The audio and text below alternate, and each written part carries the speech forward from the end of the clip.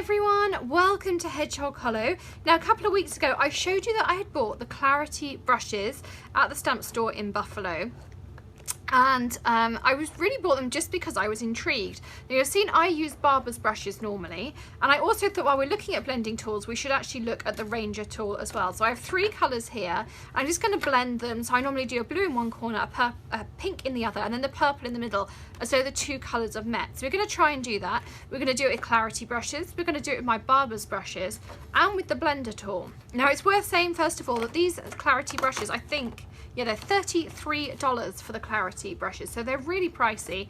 These are a couple of dollars each, and this is pretty good value as well because you can change out your foam pieces. So we're going to try it with all of them. We're going to work on a craft sheet, and I have my Distress Oxides here, of course, because they're my new favourite toy at the moment. So let's start with my normal blending tools. So we're going to start in the middle with some Wilted Violet, and what I do is I load it up. And to soften it up, I just go on here and then I go backwards and forwards. And you can add, they have great control to add as little or as much ink as you want. So you can fade out, you can fade in, you can even pick up that ink that's on the edge there. So we can make it really strong or we can make it really dark.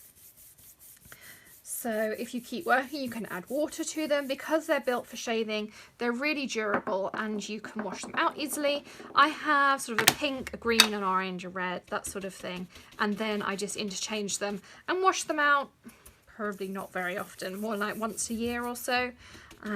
Or if I want to do a pale colour and I really don't want anything any stronger getting in there. So you can see here they work really well. I can cover a large amount quite quickly. They work well with stencils and masks. I don't have any issues, like so. So we've done our pink, and you can kind of stamp it down to get a stronger colour, but you'd never get those harsh edges that I find I get quite often with the blending tools. So we'll take the Salty Ocean as well.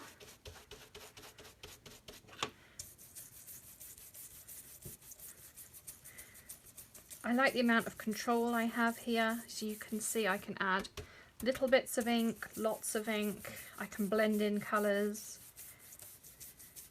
And I just want to blend out this side too. So that is with our Barber's brushes, which is the kind of effect I wanted. I'm just going to write it on here so that we can compare them at the end. So this is Barber's brushes, and I will get some photos on the blog post which will be linked below, including all of your supplies as well, so that you can refer back to it. Now let's try this with the Ranger blending tool. So again, I'm going to start with the purple. The great thing I like the Barber's brushes for is because I can do large amounts. Now you can see here that I've got some really solid lines already, and I'm going to work in a circular motion, which I know is the recommended way, and I'm dabbing it off on my craft sheet first, and I'm working really hard to try and blend these out, but I just don't find I get the same amount of blend as I do with a brush. So I'm really trying to work some colour in here.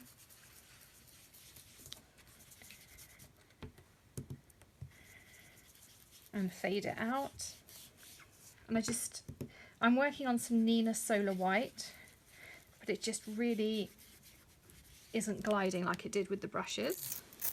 I'm also going to do the blue in the corner. And again, I'm going to start one here. And that's a little bit better starting off in a corner, but it's still quite harsh and it's still just not blending in that same way. And this is an issue. This is why I don't use these very often. I do have them on hand because sometimes it's exactly what you need, but I don't find it that easy to add the lighter amounts of colour that I can with the brushes to get these really nice blends in here between the purple and the pink and the purple and the blue. So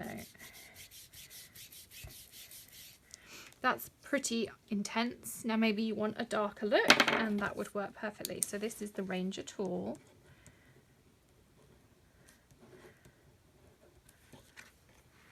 And now I'm going to work with the Clarity brushes. So again, we'll pick this up I've got my brand new brushes here, and they come in different sizes. So it says, I'm just reading it off the thing, comes from 25mm all the way down to 13mm down here. So I'm going to start with the larger one, and I'm going to load it up. And I'm just going to start on my purple.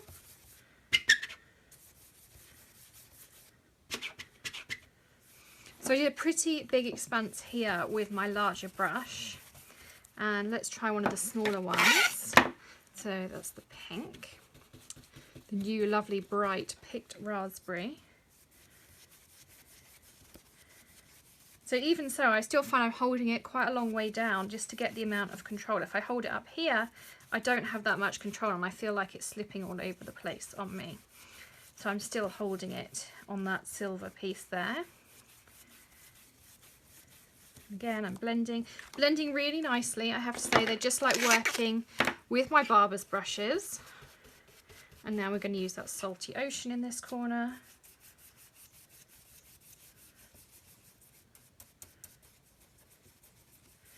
And again, I'm going to blend that in.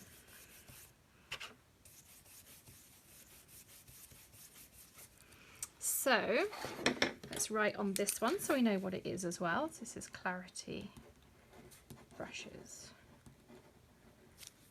like this.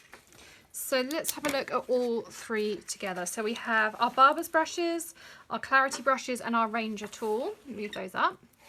So the Ranger tool gives you a quite harsh, I really struggle to work with them. I mean, I've had them for years and years, but I still never seem to really get it quite right. So I'm going to pop that one to the side for now. I think the closest comparison are the Barber's brushes versus the Clarity brushes. I would have to say, to work with, they work exactly the same. But for $30, I can probably get 10 to 15 of my Barber's brushes so that I have them for each colour. And if you want them smaller, I have on occasion been known to, because they're so inexpensive, just cut them down. You can snip in at an angle and get longer tips just so that you've got the point that you get on here. I don't know how durable these are at washing. Obviously they're brand new to me, so I haven't tried that before. But I will link, they're very similar to this. I have got a couple in my drawer as well, the Barber's brushes. I've had these so long that when I went to show you them, these ones aren't exactly there anymore. But as I say, I've ordered some newer ones that are in my drawer for other colours, and I will make sure that I link those up in the description below, plus in the blog post for you as well. So thank you so much for stopping by today. I hope you found this review useful. Do give us a thumbs up and hit the subscribe button if you aren't already subscribed here, and we hope to see you again soon. Happy stamping! Bye!